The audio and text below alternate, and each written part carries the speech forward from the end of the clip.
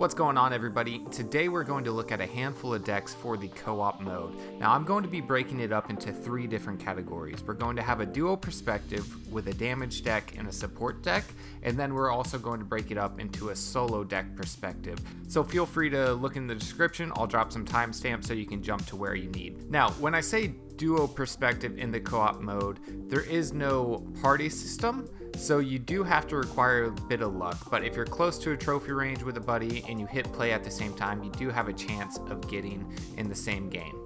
So in order to get really far with a duo, you're going to want someone running a support deck and someone running a damage deck.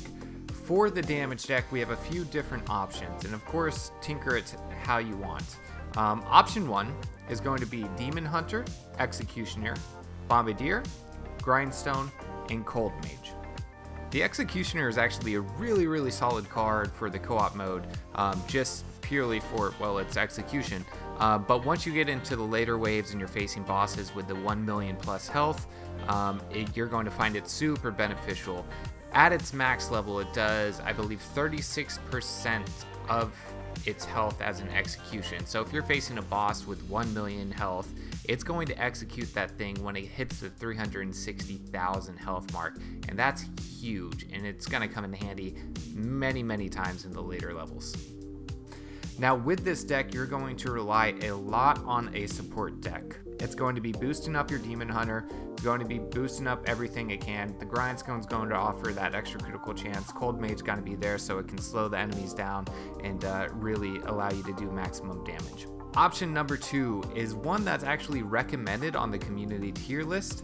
I've seen it do well. Unfortunately, I don't have the cards myself, so I can't play it, but I have seen a ton of screenshots of people getting really far with this deck, and that includes a Demon Hunter, a Knight Statue, Executioner, Reaper, and Bombardier. Again, it's going to rely heavily on a support deck so you can get boosted up, but if you're lucky and either queue in with someone that you're looking to queue with who's running a support deck, or find someone in a solo queue, if you want to call it that, that's also running the support deck, it's super solid, and this will let you get super far in the waves.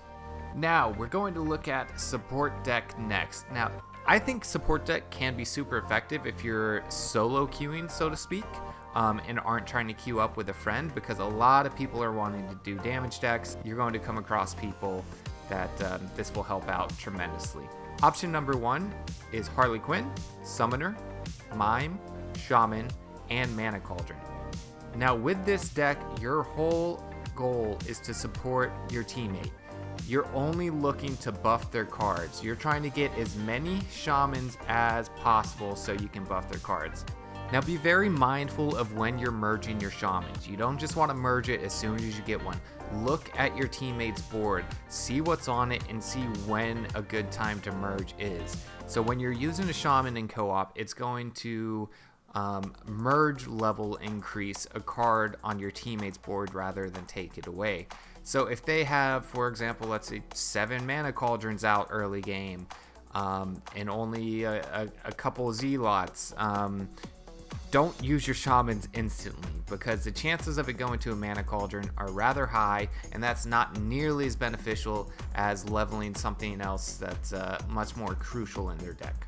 Option number 2 is a good choice if you're looking to support blind solo mode. It's Harley Quinn, Mime, Shaman, Mana Cauldron, and Executioner. Now, I run Executioner when I solo support because it is a super strong card in co-op mode, and if my teammate's not running it, then you're not going to get very far. So if you're looking to just support blind, hope you run into someone with a good deck to support, I put in an Executioner just because it's a nice little cherry on top and just adds that extra layer of security for solo supporting.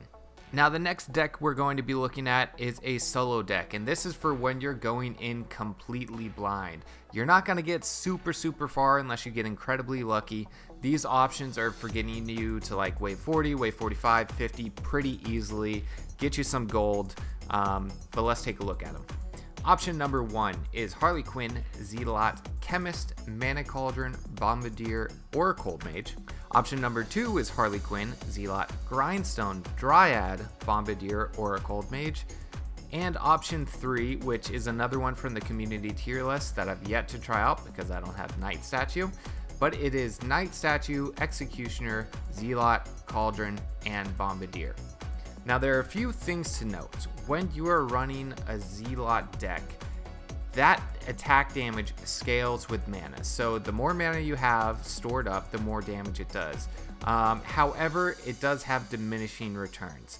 Orshi on the community Discord actually charted out the damage based on the mana at the pool, and at 10k damage you'll be doing 2.5 damage modifier. On 60k damage it goes up to 3. So it doesn't scale proportionally. It has diminishing returns, so you don't need to worry about stacking up too high, but it is nice to have a good base of mana to sit on because it does scale. So there you have it. These are a handful of decks that work really well in the co-op mode. If you don't own some of these cards and you're looking for alternatives, feel free to drop a comment below. Let me know which cards you have available, and I'll help you create a deck that works with the cards that you have.